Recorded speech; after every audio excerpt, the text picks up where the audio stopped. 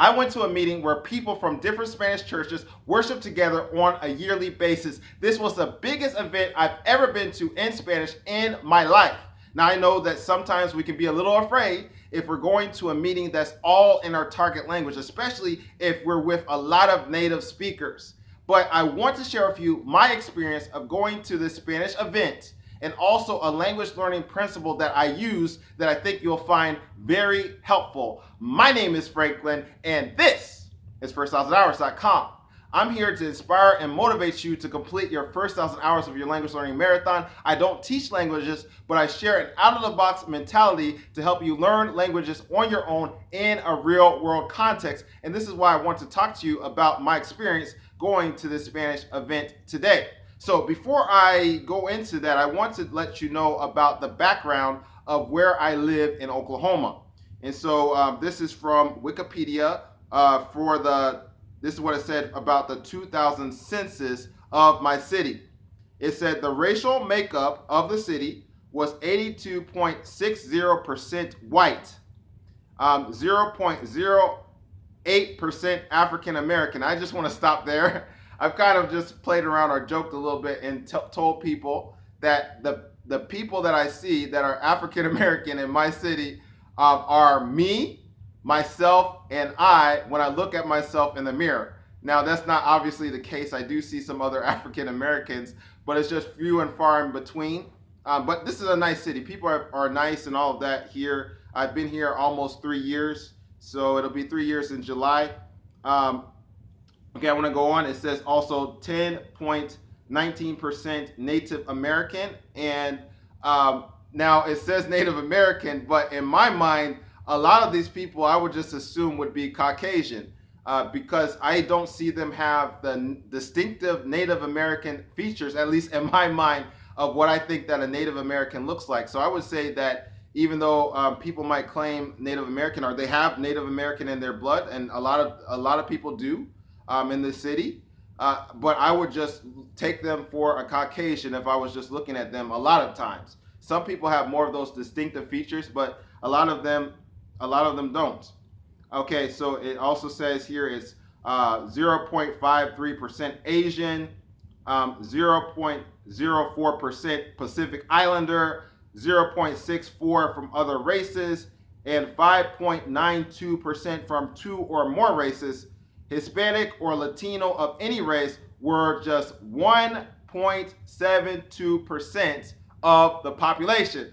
So I could look at this and say, oh man, I can't have real world contact with Spanish speaking people because look at my city. My city only has maybe, it has 1.72% Hispanics in my city. And maybe it went up a little bit. Maybe it's now 2%. And when I look at people in Walmart or whatever, I don't see a lot of Hispanics. And even at my job, I don't see a lot of Hispanics. So I could just have that defeatist attitude to say, oh, I can't have real world contact. But I think a better question to look at or ask myself, instead of saying I can't, is look at how can I? How can I have contact with Hispanics so that I can get to a further level in my language learning marathon? And so that's why I want to talk again about Spanish, Spanish churches and all of that. And according to a July 27th, 2015 Pew Research article, it said that my specific church is the most racially diverse group in America. And so I'm thankful for church because it gives me an opportunity to connect with people of different people groups. And that just reminds me of the Bible. In Revelation 14 and verse 6, it talks about the gospel going to every nation, kindred, tongue, and people. And I just want you to notice the gospel is not just supposed to go to English-speaking people. It's not just supposed to go to people in the United States. It's supposed to go to every nation, every kindred, every tongue, every people. And so that's one of the reasons why I'm interested in learning another language. So I sometimes go to a Spanish-speaking church. I've said that before. But one time, about 2 weeks ago, basically, someone was telling me at this Spanish church, hey, we're going to have this yearly meeting of where different churches, different Spanish churches come together. It's called a camp meeting or a Spanish camp meeting. And one of the speakers that's going to be speaking, or the main speaker, is going to be Pastor Bullion. Now, this was pretty cool because I've actually heard of Pastor Bullion before. It's not because I've actually seen him in person. He actually is from Peru. That's where he lives, I believe. But he travels and goes different places. Now, I've just become more interested in Spanish. And so I look at YouTube videos in Spanish. And so I've seen him in YouTube videos in the Spanish-speaking channels that I look at. And I've also heard a little bit of him because I've gotten WhatsApped different sermons or something like that. I get a WhatsApp of people, different Spanish-speaking people that speak on WhatsApp, and I get that on a daily basis. I normally don't listen to that because it just takes up a lot of space on my phone, and I prefer looking at YouTube videos and all of that. But I have that option for myself if I want to take that. And I've heard him speak on there. And so Pastor Bullion, I also know that he's more or less a well-known figure in my church. And on YouTube, he's gotten, I mean, the Lord has blessed, and the channels that I've seen him featured on have gotten thousands of views. And so I was pretty interested in going to this Spanish camp meeting. It was a little bit of another thing of getting out of my comfort zone because I had gone to a Spanish church, but now I'm wanting to go, or I was wanting to go to an event that was even bigger than just going to a Spanish church. And I took on the challenge. And I went there. So I went to this meeting last Friday night and Saturday night. And there were probably at least 200 to 300 people that were at that event when I went there. So this was not an event where it was just in English. The only English word that I saw in this whole event was youth, because I was trying to get to this gymnasium where it was going to be. It was in a school gymnasium, and I actually went to another gymnasium, and then I saw that a sign that said Jóvenes, and it said /youth, and so I knew I was at the wrong location, and so then I found out how to get there and all of that. I'm not the best with directions, but anyway, I found out how to get to the event where there would be the adults and all of that, and there was like I said, about 200 to 300 people that were there during those times. And I'll just tell you how I fared, I guess, with my listening comprehension. On Friday, it was not the best. I struggled to try to understand what was being said. I think that's for a variety of different factors. One of them being I wish the volume was a little bit higher. Now, that might be because I just don't have the best hearing. In this ear, my left ear, sometimes it doesn't, I don't hear the best, so I think that probably could be a reason. Also, people were talking a little bit while Pastor Bullion was speaking, and so that kind of was not the best. And I think I was just trying to get a little accustomed to what he was saying. And then I don't know everything, all the words in Spanish also, so I still am learning and growing and all of that. So, but I still just continue to listen. And in the back of my mind, when I was listening, I was thinking about Connie Warner's stages of listening comprehension. And I'm going to put a YouTube card up here if you want to find out more about that. And so you can go ahead and look at that. Especially, I would encourage you to click on that card after this video is finished. And so one cool thing is after the meeting was finished, there was one person that was sitting right behind me, and I was able to have a conversation with him in Spanish for about like 15 minutes or so. And so again, I could be thinking, oh man, there's nobody in my city really that is Spanish speaking. But hey, you know, this meeting that I went to, I forgot to mention that it was about an hour away from my city that I live in. But hey, I just did it. I just drove an hour away, and there I could be in an all Spanish environment. And then I had like this conversation with someone for about 15 minutes. It was just nice. I mean, you know, at first when I was talking, I was a little nervous, but then I just got more comfortable, and it was just fun. It was fun. I was able to talk about the message that was just spoken about, and we just talked about other things as well. And so going out of the meeting that day, and going to my car and driving, when I was about to drive back, uh, to my city, I felt a little bit lonely. I felt a little bit lonely when I came into the meeting because I was just going by myself. So there's one seat that's empty right by me, right on my left side, and then on my right side there's another seat that's just empty. And I kind of saw a little bit of familiar faces because people from the Spanish church that I go to were there. But I was thankful that the person sitting behind me struck up a conversation with me, so that was nice. And then when I was leaving to go to my car, I think someone stopped me and said, "Hey," that I had seen from the Spanish church that I go to as well. So I'm thankful that I'm growing in my connections and my real world connections, 3D connections that are not just behind a screen or something like that. And so I don't have to feel lonely. I have people that I'm getting to know.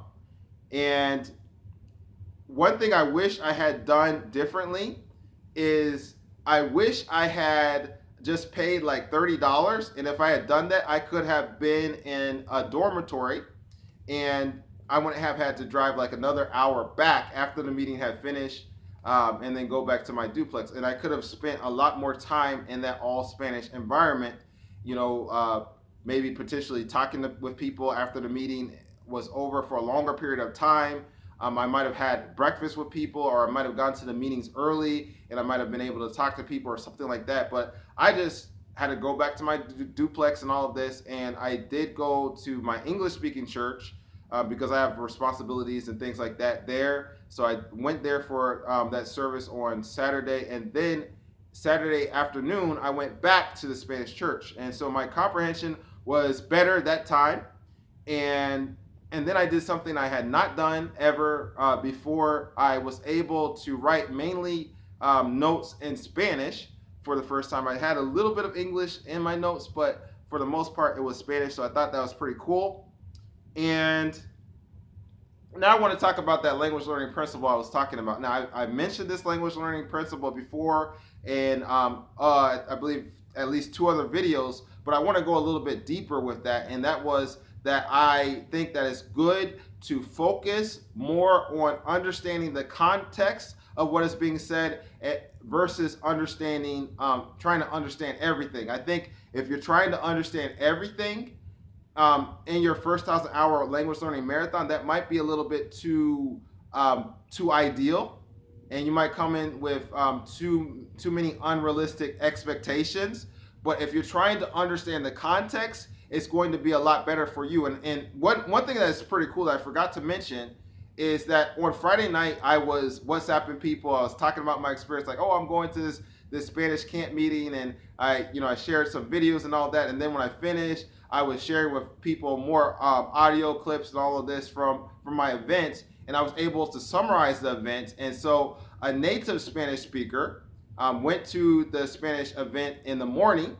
And in the morning, there was a lot of people there. I found out there was 900 people that came in the morning. So I could say, oh man, there's nobody in my city, but there's 900 people, just that 900 Spanish speaking people just like an hour away from me. Why not take advantage of that opportunity? But anyway, Pastor Bullion was summarizing his sermon that he gave on Friday night, and the person had heard already what I had summarized, because that person got the audio clip that I had shared, and they said, or the person said that, hey, your summary basically matched what Pastor Bullion said. So even though I didn't understand everything, I understood enough of the context that I could summarize the sermon. And so you could say, okay, Franklin, I don't know that much about whatever language I'm trying to learn. How can I understand the context? And the cool thing is, even if you don't know any words in the language that you're trying to learn, you still can understand the context of what is being said. Let me explain what I'm talking about. For instance, let's say that you don't know English, but you see on my videos, I say this. I say, I'm here to inspire and motivate you to complete your first 1,000 hours of your language learning marathon. I don't teach languages, but I share an out-of-the-box mentality to help you learn languages on your own in a real-world context. And so I say that in front of, basically at the beginning of the videos that you see me speak in.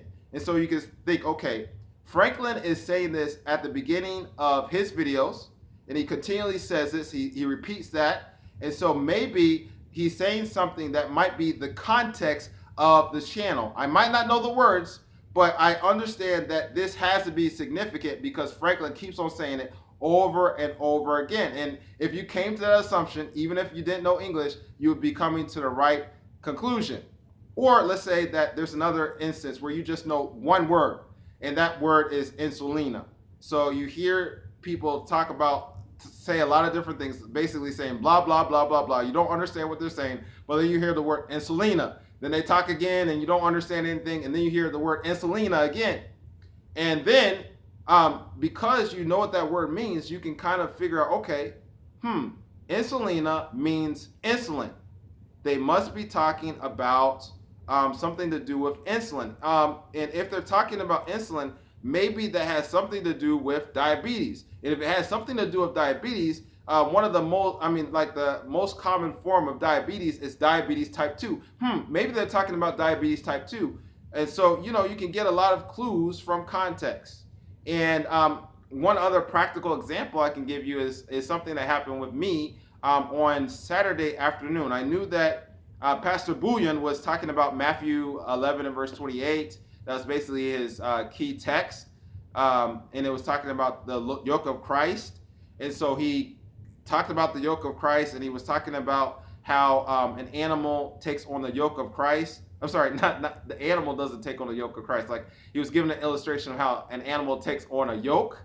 And so he talked about another animal, and he did these body motions. Like, there's some type of animal that was struggling, and he was relating that like how we can struggle as well. But he was talking about an animal struggling, but then there was another animal that's like kind of firm and just going on a straight path, and the other animal struggling, and that animal has to come in line because it's taking on the yoke. Now, I didn't know all the words for the animal that he was talking about, or animals that he was talking about, but I saw his body motions, and I knew that he was talking about the word yoke. I knew that the yoke had something to do with animals. So I could think in my mind, is he talking about a dog? And the answer would be no, he's not talking about a dog. Is he talking about a giraffe? No. Is he talking about a cat? No. How can I come to that conclusion? I've never in my life seen a cat put on like a yoke, as it's referring to like in Matthew 11 verse 28. That would be probably the animal that he probably was referring to would be something like an oxen or something like that. Now, I'm not a farmer or anything like that. I should know a little bit more about Matthew 11 and verse 28 to tell you about the specific animal, but he probably was talking about like more like a farm animal, like an oxen. And I could know that again because I was just paying attention to the context. And so again, I want to encourage you to focus on more of what you do know. And again, that is thinking about context, thinking about words that are repeated over and over again, paying attention to body movements, paying attention to things like that. You might pick up things. Even if people are laughing or whatever, you can find out, okay, obviously someone might have shared like a joke or something like that. There's a lot of clues that you're going to pick up even if you don't know, you don't know everything. And that's fine not to know everything. That's why you're putting yourself in a real world context so that you can grow, okay? So don't be intimidated about that or have some kind of worry, that you're not growing. Or something like that. So I want to ask you a question, and please leave me a comment in the comment section. I like to have conversations with you. Have you ever put yourself in a real 3D environment where you're you're surrounded with only like your target language? And if so, how was your experience? How did you feel in that real world context? Again, please leave me a comment below. And I'm also going to put up on this video a playlist of videos that I believe will help you help you be prepared to be in a real world context and the target language that you're trying to learn. And I hope to see you in the next video. My name is Franklin, and this is for 1000hours.com.